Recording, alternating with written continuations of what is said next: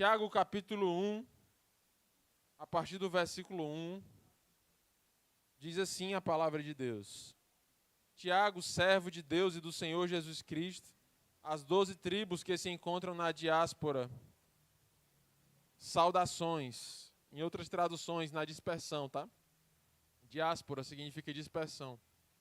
Meus irmãos, tenham por motivo de grande alegria o fato de passarem por várias provações, sabendo que a provação da fé que vocês têm produz perseverança. Ora, a perseverança deve ter ação completa para que vocês sejam perfeitos e íntegros, sem que lhes falte nada. Aleluia. Tiago, que escreve essa carta, é conhecido como Tiago o Justo, irmão de Jesus, irmão mais novo de Jesus, um dos mais novos. Ele era um líder da igreja em Jerusalém e ele se tornou um apóstolo muito importante no início da igreja. Ele era conhecido como alguém que agregava, que pacificava, que liderava ativamente a igreja em Jerusalém.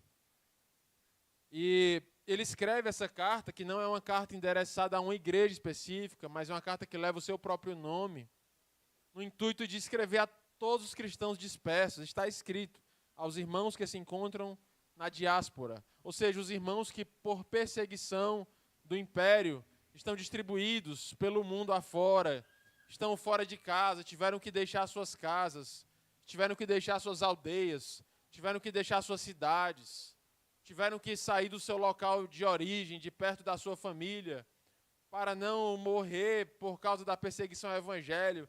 Estão espalhados em perseguição, dispersos. Essa carta ela acontece mais ou menos no ano 44 depois de Cristo. Até o ano 300 foram 300 anos de perseguição pesada do Império Romano contra a igreja. E o fato é que esse período é um dos piores períodos de perseguição. O que é que Tiago escreve? Tiago escreve aquilo que está dentro do seu coração. Mas antes de dizer o que Tiago escreveu e a gente se debruçar sobre os conselhos desse apóstolo, irmão de Jesus, que tem riquezas e verdades para as nossas vidas, eu quero dizer a vocês que a situação desses irmãos é muito parecida com a nossa. Vivemos num tempo em que a pregação do evangelho, em que as verdades bíblicas, elas encontram uma resistência lá fora. Em que o evangelho não está na moda, não está na mídia, não está na música, não está na boca dos grandes ídolos dessa terra. O evangelho é contramão, o evangelho é nadar contra a correnteza, o evangelho é pregar aquilo que não é confortável aos ouvidos, mas é aquilo que salva a alma eternamente. Pregar o evangelho é pregar a bandeira de Jesus. E por causa disso, muitos são perseguidos. Hoje mesmo, um pastor, num dos países da janela 1040, foi sequestrado, está sumido. Hoje, depois de um mês, foi que se abriu a investigação para achar talvez o corpo dele, ninguém sabe. Mas ainda há um tempo de perseguição, se não uma perseguição física, como nesses países da igreja perseguida, mas há uma perseguição ideológica, há uma perseguição cultural contra o evangelho. Também somos dispersos, sabe por quê? Porque eu não sei onde você nasceu, eu não sei o que está escrito na tua certidão de nascimento, mas eu sei que em Cristo você nasceu no céu. Em Cristo nós temos a nossa identidade, a nossa certidão de nascimento renovada. Não é mais filho do Crato, filho de Fortaleza, filho de Varjota, filho de Quixadá. Agora são filhos de Deus nascidos na Jerusalém celestial. Nós estamos nessa terra por um período, e por mais que pareça muito tempo, o tempo é esguio, é rápido. O menino que nasce fala, anda, cresce, estuda, trabalha, e de repente a vida passa. Mas glórias a Deus, porque essa vida passageira não representa a nossa existência. A nossa existência acontece na eternidade ao lado de Deus, no lugar de onde viemos. Para lá nós voltaremos ao lado de Deus, nosso Pai. Então essa carta fala com a gente. Tiago escreve para a gente também, esses ensinamentos servem para a gente. Esses ensinamentos eles falam comigo, falam com você. E Tiago, ele começa essa carta, a gente vai lendo aos poucos aqui essa carta, ele dizendo que haverão provações. Desculpe, eu estou um pouco ruim da garganta esses dias. Tiago, ele diz, haverão provações. Isso fala contigo? Não? Você já passou por provações mesmo com Cristo? Sim ou não? Você já passou por provações mesmo estando na luta do Evangelho, mesmo estando lendo a Bíblia, mesmo estando indo à igreja, mesmo estando frequentando os cultos, você já passou por provações? Sim ou não? Já passou por dificuldades, sim ou não? Tiago diz, igreja dos dias para frente, igreja de hoje, eu sou irmão de Jesus, eu estive com ele, eu vi ele crescer, eu vi ele e começar seu ministério, eu vi o meu irmão Jesus. Não, ele sendo perfeito, ele passou por provações. Então eu digo a vocês, vocês também passarão por provações. Mas ele diz que não fica aí, ele diz, mas não tenham nessas provações motivo de tristeza. Mas tenham como motivos de alegria, porque é por essa provação, ao passarem pelas provações, sabendo que pela aprovação a fé de vocês será aprovada, ela produzirá em vocês perseverança. A perseverança deve ter ação completa para que vocês sejam perfeitos e íntegros, sem que nada lhes falte. Ao mesmo tempo que ele diz que haverão provações, ele diz, não desanimem, perseverem. E ele diz até um pouco mais, ele diz, se alegrem por isso. Porque é por elas que a fé de vocês será aprovada, é por elas que vocês vão amadurecer, é passando pelas provações com sabedoria, com maturidade, é que vem a perseverança, e a perseverança gera em nós um coração íntegro, um coração aprovado, um caráter aprovado. Então eu quero te dizer, meus irmãos, quero dizer a vocês, como foi ministrado aqui agora há pouco no louvor, as lutas, as provações não devem gerar em nós a desistência, a desesperança, mas devem gerar em nós a esperança de que estamos amadurecendo, crescendo e perseverando. Haverão tentações durante as provações. Durante a caminhada, haverão tentações.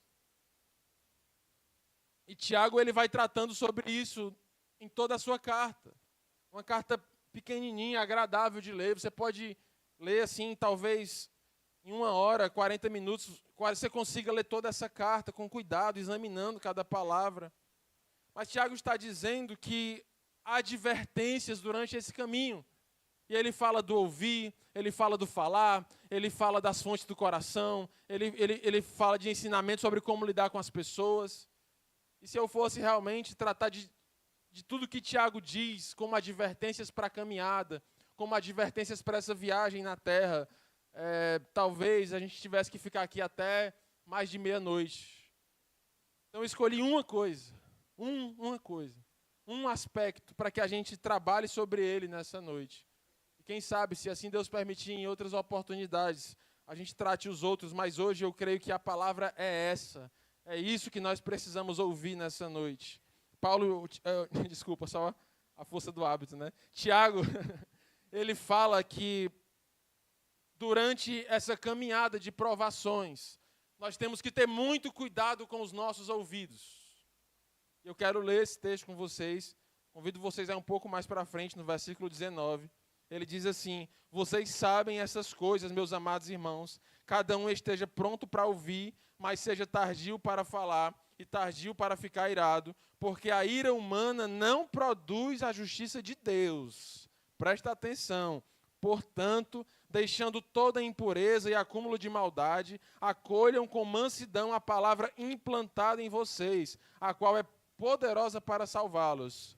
Sejam praticantes da palavra e não somente ouvintes, enganando a vocês mesmos, porque se alguém é ouvinte da palavra e não a pratica, assemelha-se àquele que contempla o seu rosto natural no espelho, pois contempla a si mesmo e se retira logo, e logo esquece como era a sua aparência. Ele diz que aquele que ouve a palavra e não pratica, como alguém que olha no espelho e sai do espelho, e daqui a pouco se esqueceu do que viu.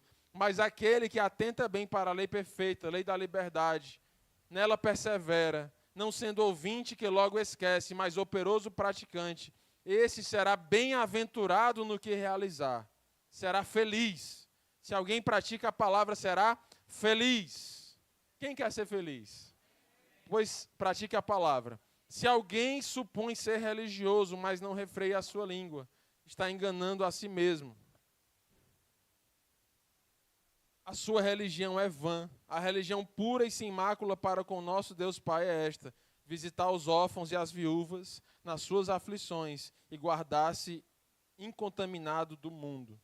O que é que Tiago está dizendo aqui nesse texto, meus irmãos? Tiago está dizendo que os nossos ouvidos, eles podem ser a fonte daquilo que vai gerar bons frutos ou maus frutos dentro do nosso coração. E que durante a caminhada da igreja perseguida, durante a caminhada da igreja dispersa, haverá uma tentação de retroceder de acordo com aquilo que entrar no nosso coração. E nós vivemos num tempo da hiperinformação. Vivemos no tempo de muitas palavras, de muitas opiniões. Nós vivemos num tempo de especialistas em vídeos de 5 minutos do YouTube, onde no YouTube, nas redes sociais, nas mídias sociais, há assunto e conteúdo sendo colocado assim de maneira exponencial, de forma que todos nós hoje somos chamados a formar opinião, a dar opinião. Hoje qualquer pessoa sabe dar opinião sobre qualquer coisa, não é assim? No dia de hoje, muitas informações muito superficiais, com pouca profundidade, mas muita informação sendo disseminada. De maneira que se você colocar assim, pregação no YouTube e apertar lá o buscador, meus irmãos, você vai ter que viver muitos anos para assistir tudo, e quando você terminar vai ter mais 10 vezes o que você já viu. Mesmo que seja na velocidade 2 sem pausas. Porque é conteúdo, é informação. Baseado nisso, Tiago diz que é preciso selecionar o que entra no nosso coração. Porque diante de tanta informação, de tanta palavra, eu chego à conclusão de que não nos falta palavra, mas nos falta ouvidos. De que não nos falta alimento, mas nos falta fome. De que não nos falta quantidade de palavras ditas, mas nos falta quantidade de coração quebrantado e humilde na presença do Senhor, ouvindo atentamente e obedecendo atentamente o que Ele tem para nós. Por isso Ele diz, não basta ouvir. Não basta ouvir, aquele que ouve é semelhante àquele que se olha no espelho. E depois ele sai do espelho e ele esqueceu, vixe, o que foi mesmo, como é que estava? Esqueceu, porque passou. E aí você se pega pensando, o culto domingo foi bom, foi legal demais, mas o que foi mesmo que foi dito? Vixe, eu li um texto tão bom ontem, qual foi mesmo? Vixe, a Sexta Viva foi uma bênção.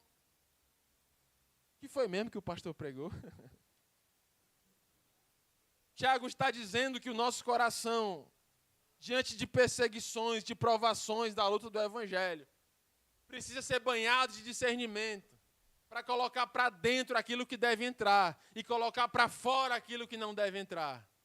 Você entende isso? Isso se chama discernimento. A grande questão e o grande problema é que a gente, carnalmente, é profissional, PhD, mestrado, doutorado, em botar para dentro o que deve sair e botar para fora o que deve entrar. Em Filipenses, capítulo 3, Paulo diz assim, olha, agora é Paulo mesmo. Ele diz assim, caminhando na caminhada do Evangelho, esquecendo-se das coisas que para trás ficam, eu trago a memória, eu me lembro das coisas que me levam adiante em direção à cruz de Cristo, ao alvo. O que a gente faz? A gente lembra do que deve esquecer e esquece do que deve lembrar. Pregação de domingo passado. Tema. E da outra quarta. Tema. Não vou dizer quem foi, não. E no outro domingo. Mas não era palavra. Mas não era bênção. Mas não é palavra, não era bênção. Agora, uma ofensa. Uma mágoa. É ligeiro, irmão. Alguém que te ofendeu. Ordem alfabética, pastor. Eu lembro daquela tarde. Porque a gente, no nosso coração carnal, é treinado a se lembrar do que devemos esquecer. E a esquecer do que devemos nos lembrar. Tiago está dizendo, se nós só ouvimos a palavra e não nos lembramos dela e não praticamos ela, nós somos vãos religiosos.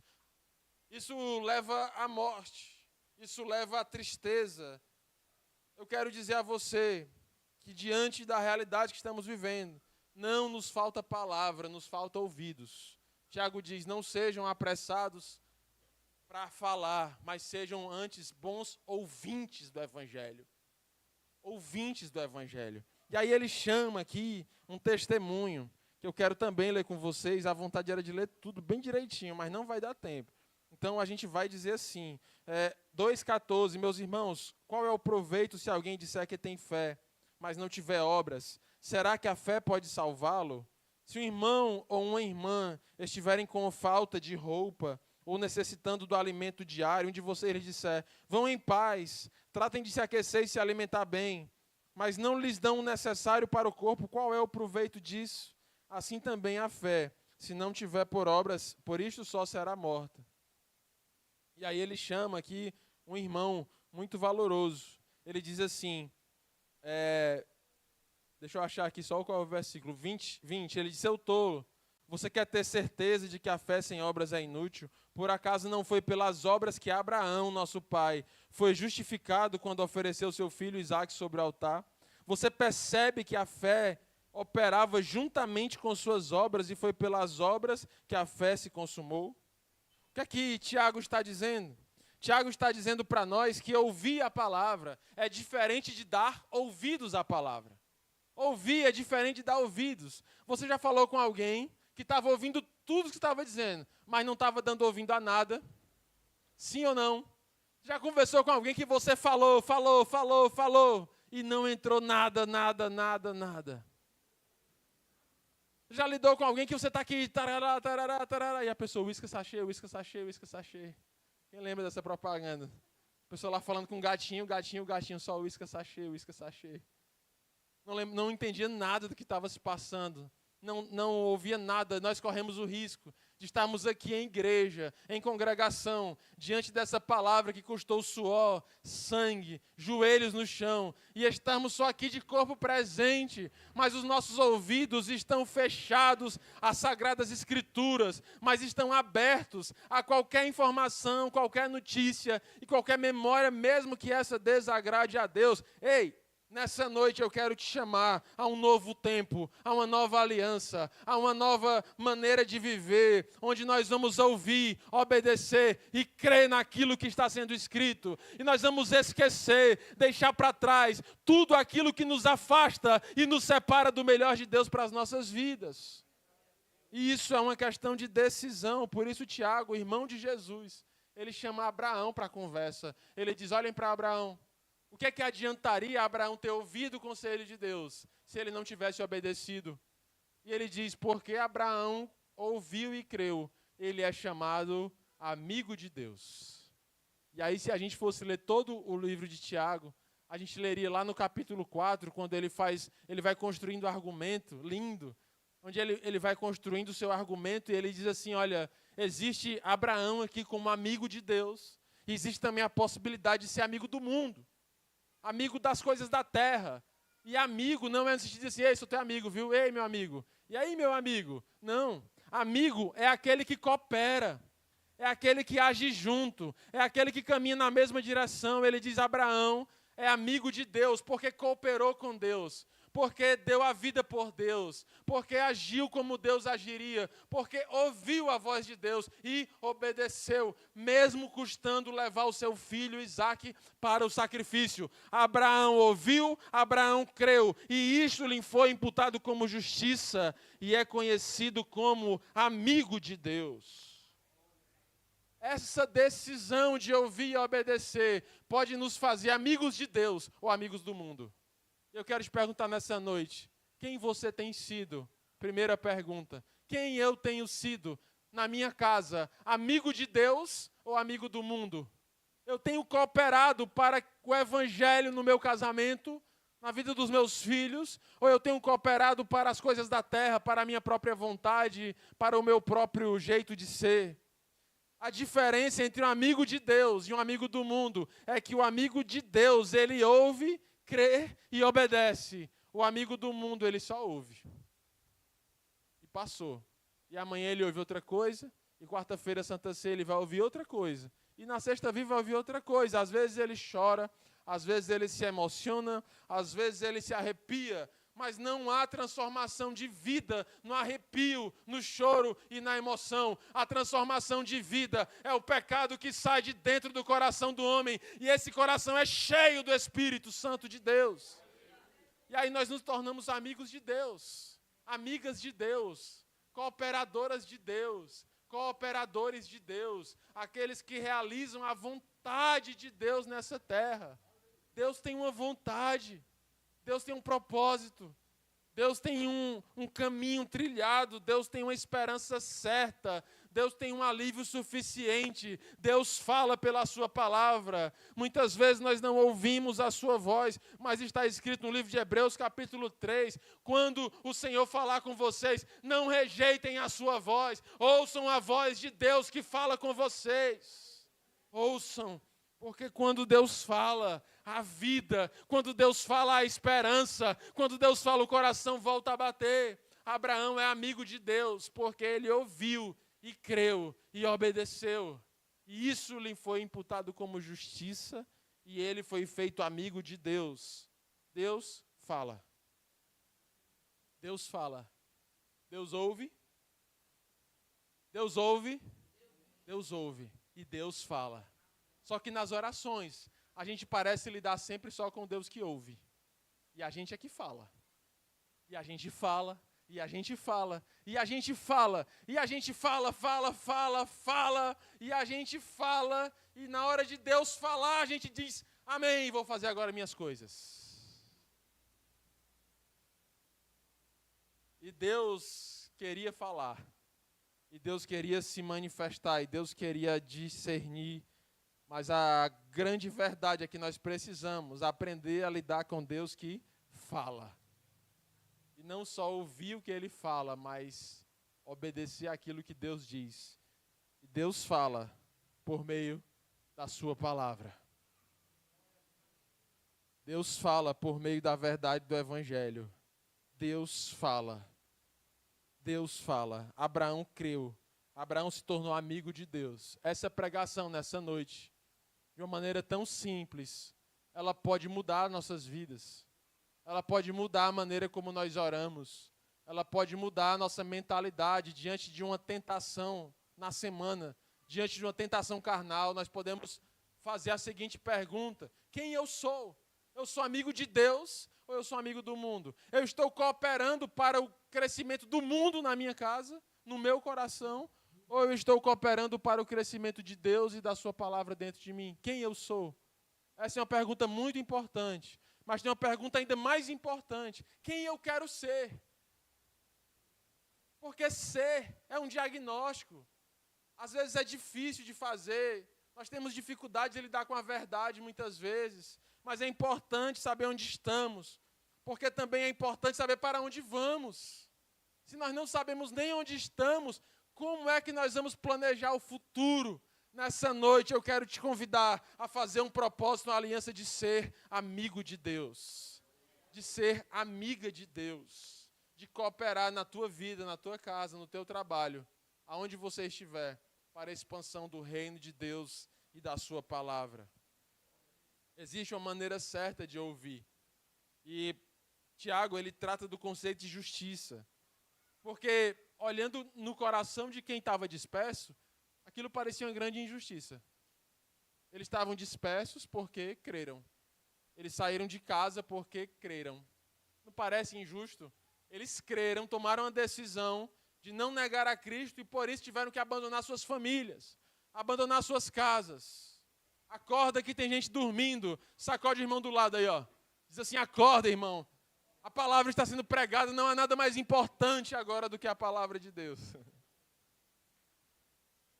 E Tiago, ele trabalha esse conceito de justiça. Tiago, ele está dizendo assim, olha, a justiça de vocês não é a justiça de Roma, não é a justiça de César, não é a justiça de Herodes, porque a justiça de Roma, a justiça de César, de Herodes, a justiça dos judeus elas crucificaram Jesus. A justiça da terra matou o Filho de Deus. Tiago está dizendo, olhem para Abraão, porque ele creu, e isso lhe foi imputado como justiça. E aí eu volto para a Sexta Viva antes de ontem, quando a gente falou sobre justiça. Ali naquele lugar, foi pregado a verdade da justiça bíblica. E tem tudo a ver com ser amigo de Deus. Porque naquele texto pregado em Mateus 5:6, diz que feliz é aquele que tem fome e sede de justiça, porque será saciado. Para quem não estava lá, um resumo de 1 minuto. Houve um início do ministério de Cristo, onde ele subiu no monte, em Mateus capítulo 5, 6 e 7, e ali ele deu a letra. Ali Jesus colocou as coisas nos seus lugares. Ali Jesus ordenou o seu ministério, ele disse, esse é o sermão do monte. E nesse sermão, que segundo os historiadores, pesquisadores, durou uma pregação de 8 horas. Ali Jesus deu todos os parâmetros do reino de Deus na terra. Lindo demais. E nós estamos caminhando na Sexta Viva por cada versículo dessa linda pregação de Cristo. E ele diz, feliz é aquele que tem fome e sede de justiça, porque serão saciados. E ele começa nos primeiros versículos do sermão falando sobre felicidade. E a felicidade não está na terra, a felicidade está em viver para Deus, a felicidade não está em acumular para si, mas a felicidade está em obedecer a Deus e a sua palavra. É isso que Jesus está dizendo.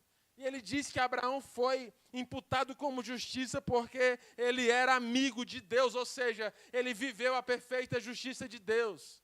E você pode estar com um grande ponto de interrogação, perguntando, Timóteo, que justiça é essa? Será que é a justiça dos homens? Não, porque Tiago acabou de dizer que a ira humana não faz justiça de Deus. A justiça humana não combina com a justiça de Deus. A justiça humana, ela vê um ato, ela tem como prova um testemunho, ela pega uma bala, um fio de cabelo, uma digital, e ali ela monta um cenário para incriminar ou para absolver alguém. Em todos os aspectos, com toda a tecnologia, com todos os anos de estudo, ela é extremamente falha. A justiça de Deus é perfeita em todos os seus decretos, porque Deus não vê provas, Deus vê o coração do homem. Deus não precisa de testemunhas, porque Ele testemunha por si mesmo. Ele é Deus soberano sobre todas as coisas. Ele é juiz dos juízes. Então essa justiça não é a justiça dos homens, porque a justiça dos homens matou o Filho de Deus. Porque a justiça dos homens condena inocentes e inocenta condenados. A justiça do homem, ela é falha em si mesma, porque ela é humana. Mas a justiça de Deus, ela é perfeita. Estamos aqui pregando a palavra do justo juiz, do Senhor dos senhores. Que justiça é essa, então? Será que é a justiça social? Será?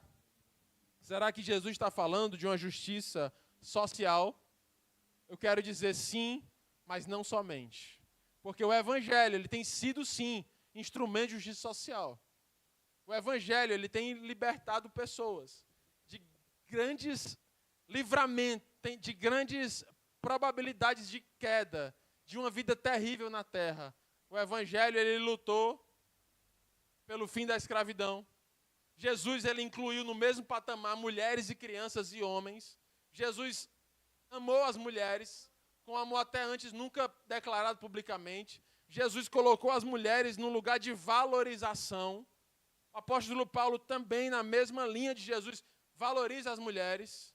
Jesus é pregado para acabar no movimento racista nos Estados Unidos, pelo missionário reverendo Martin Luther King. O Evangelho, ele é pregado transformando a sociedade. Isso é lindo, sim ou não? É lindo, mas ainda não é o suficiente.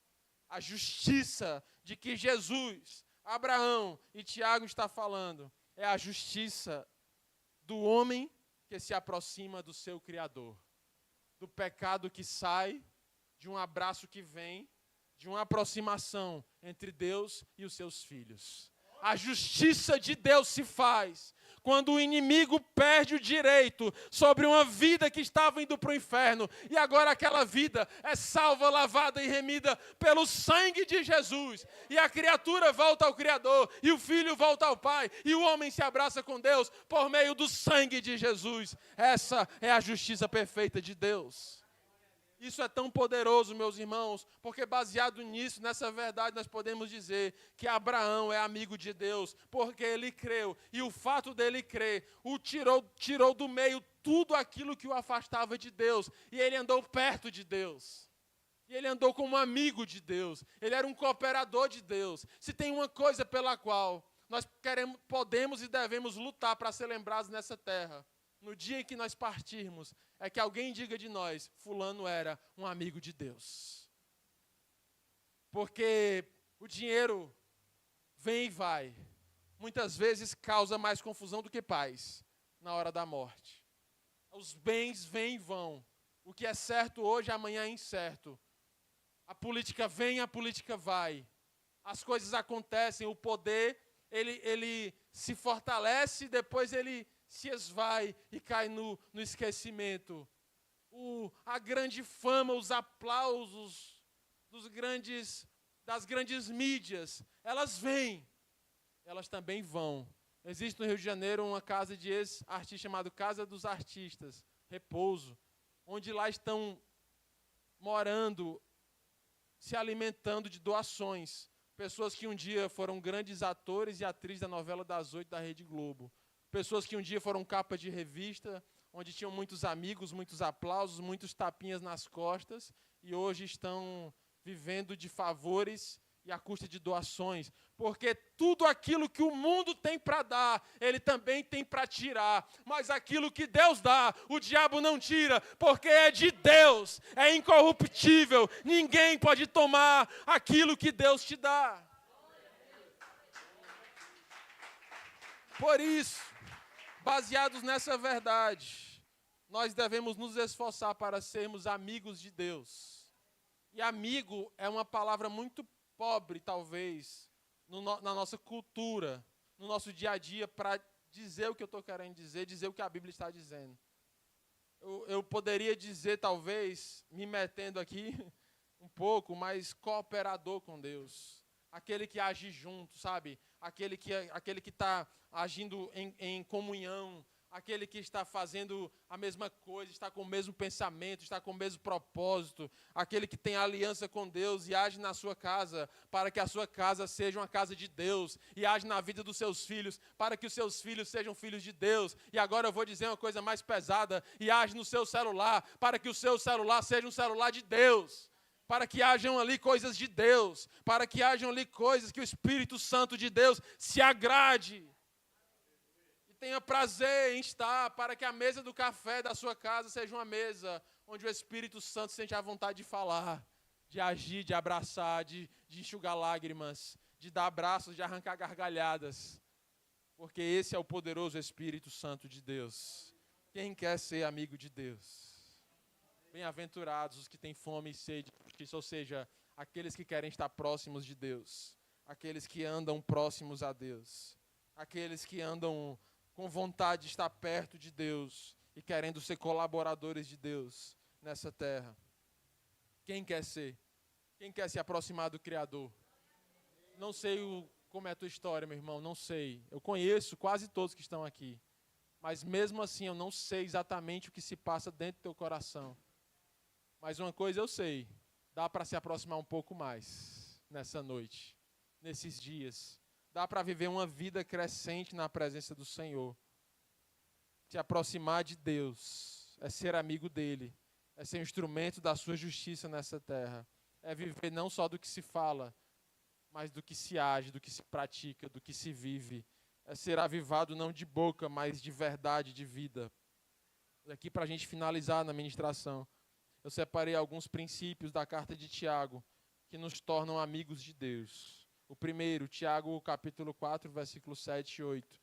Primeiro, sejam humildes, porque Deus resiste ao soberbo, mas dá graça aos humildes. Ser humilde não está na moda. Ser humilde não está na mídia.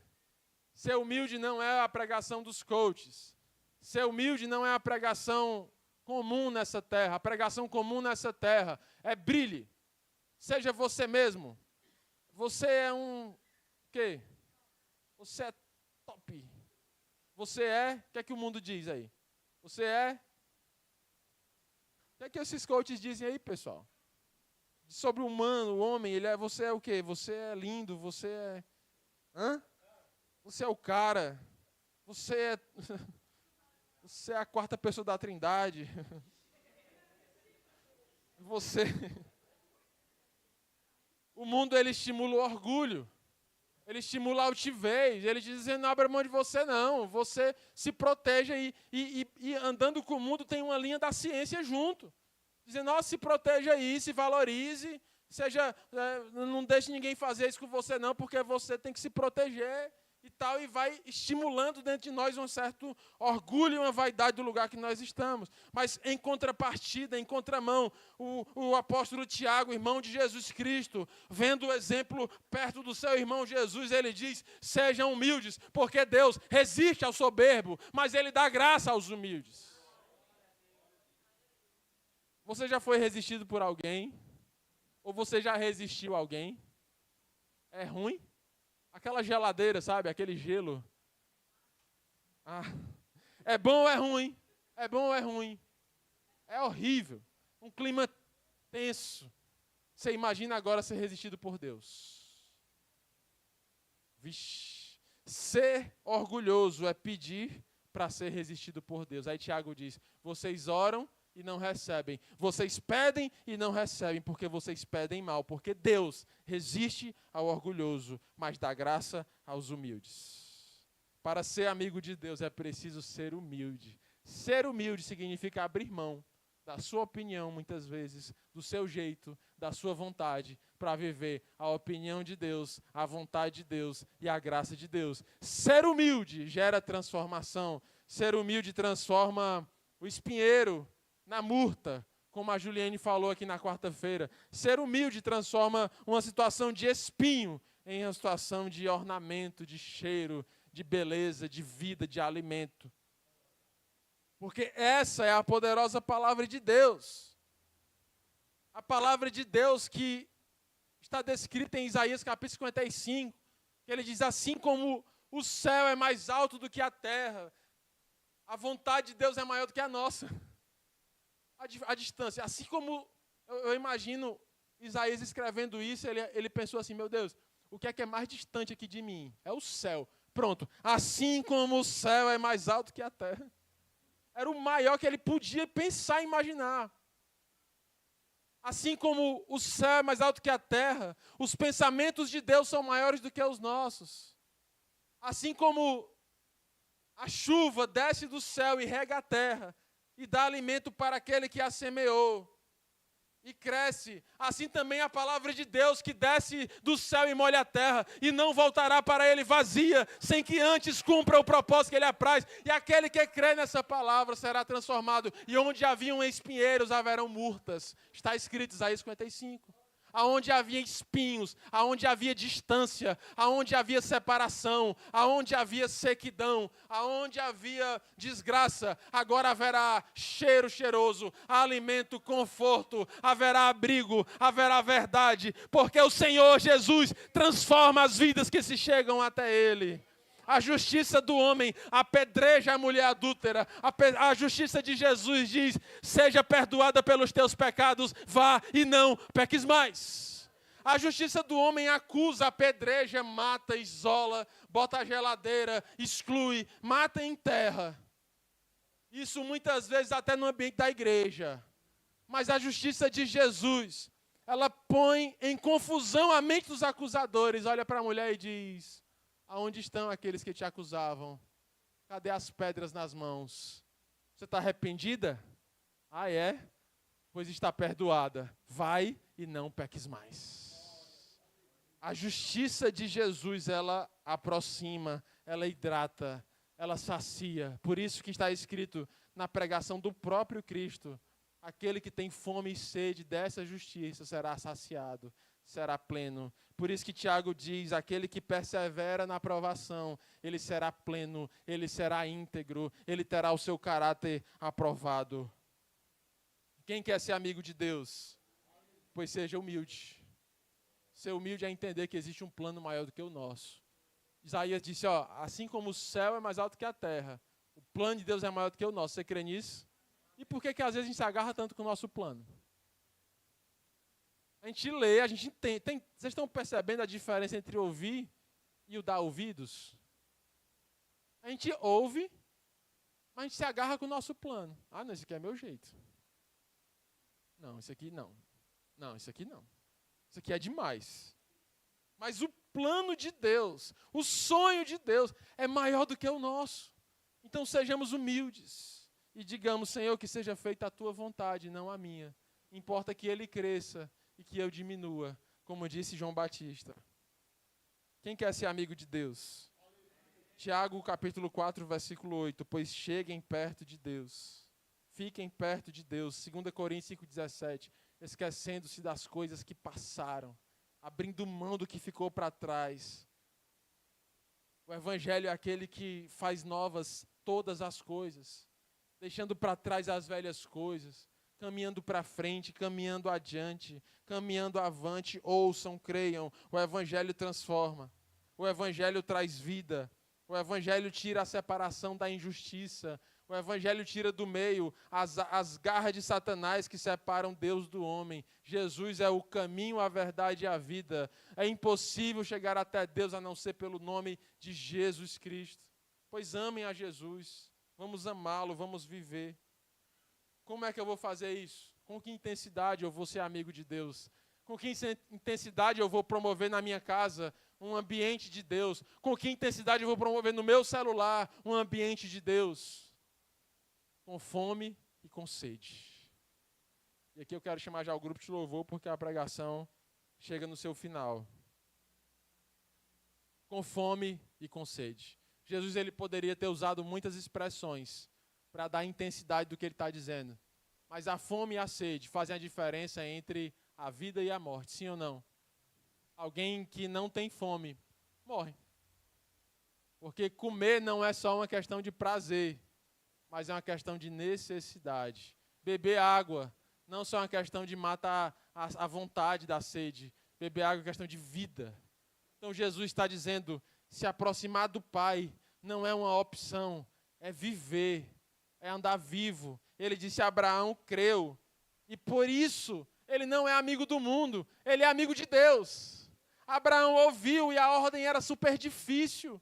Ele tinha que levar o seu filho para o sacrifício, sendo que não havia um animal, era o menino, era o rapaz, que seria o sacrifício. E ele ouviu e ele creu. E ele foi. E o Senhor fala conosco. Nós precisamos crer. Nós precisamos ir. Abrir mão do nosso para viver o dele. Abrir mão daquilo que faz a nossa cabeça para viver aquilo que cura os nossos corações. Abrir mão daquilo que é nosso com fome e com sede, com vontade, com raça, com necessidade, com disposição, com vigor, com mais força do que o mundo tem, com mais vigor do que os atletas do mundo têm, com mais energia do que o mundo tem para as coisas da terra. Nós precisamos ter a fome e a sede de buscar as coisas do céu, de ouvir a palavra de Deus e obedecer a essa palavra. Fome e sede de crescer. O que é que separa o homem de Deus? O que é? É o pecado. E qual é o antídoto do pecado? É o arrependimento. Então não demore para se arrepender.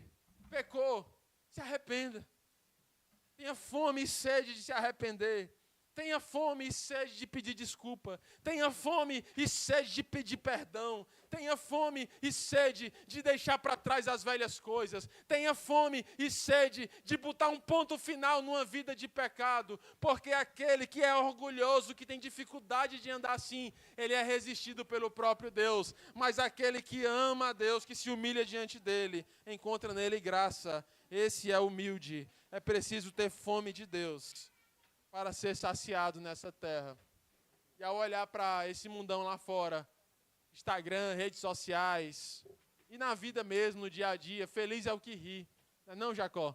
Feliz é o que ri. Não é não, Robério? Feliz é o que bebe. Eu falei lá na Sexta Viva.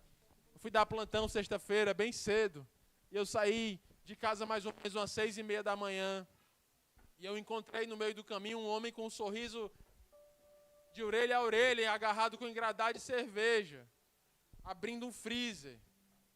Parei no sinal, vi essa cena, um freezer sendo aberto, o homem, acho que eram mais de um, pesado mesmo, ele sozinho levando, se esforçando e botando aquela cerveja no freezer. Esse é o feliz, segundo a lei dessa terra. É aquele que se acaba procurando no fundo de um copo de álcool a sua alegria. Esse é o feliz dessa terra. E quando se esvazia aquele copo, ele precisa de outro copo, até que ele não se aguente mais em pé, e ali vai a sua felicidade, muitas vezes vai a sua família, vai o respeito dos seus filhos por ele, vai a sua vida financeira no fundo de um copo de álcool. Isso não é novidade, está escrito em Eclesiastes capítulo 2, o rei Salomão dizendo: eu tentei encontrar minha felicidade no álcool. Está escrito, mas não estava lá. Eu tentei encontrar a minha felicidade comprando escravos. Comprou. Não estava lá. Tentei encontrar minha felicidade acumulando muitas riquezas, ouro, prata, pedras preciosas. Tentei encontrar minha felicidade em muitas mulheres. Sabe quantas ele teve? 1000. Aí ele disse que depois de procurar a felicidade em tudo isso, ele disse: vaidade, vaidade, tudo é vaidade. E aí vem Jesus, no Sermão do Monte, dizendo: ei, feliz não é o que ri.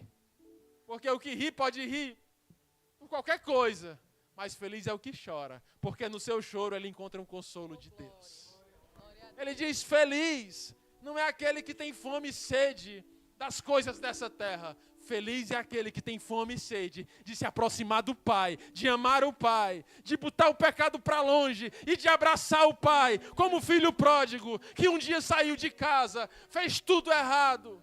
Tudo que ele podia fazer de errado, ele gabaritou a prova do erro. Ofendeu, humilhou o Pai, foi grosseiro, foi imaturo. Mas um dia bateu a fome do Pai, um dia bateu a sede do Pai, e ele volta para casa arrependido: Pai, me permite ser apenas um dos teus funcionários. Ei, o erro que tu cometeu, irmão, não te tira da qualidade de filho. O Pai diz o quê? Funcionário nada, você é meu filho. Mata o bezerro, porque o meu filho voltou. Aquele que se perdeu, agora está de volta. O diabo perdeu, o filho volta aos braços do Pai. Oh, aleluias. Amigo de Deus não é aquele que age perfeitinho todo dia, sem nenhum erro, não. Amigo de Deus é aquele que quando erra, tem fome de abraçar o Pai de novo. Ele tem medo, não é do que vão dizer dele, ele tem medo, é de se afastar do Pai. Ele tem medo de não olhar mais no olho do Pai. Oh, aleluia. O amigo de Deus é aquele que teme andar longe do Pai. O pregador amigo de Deus é aquele que morre de medo de pregar na sua força. Morre de medo de botar uma blusa de botão e um perfume e chegar aqui e pregar na sua mente, porque a mente do homem é nada e nada, vaidade embaixo de vaidade. Mas um versículo pregado na unção é o poder de Deus que transforma o coração do homem. Nós não estamos aqui para falar de medicina, de física, de direito, de filosofia. Estamos aqui diante da poderosa palavra de Deus. Se você quer deixar a velha vida para trás, fique de pé nessa noite e seja amigo de Deus em nome de Jesus.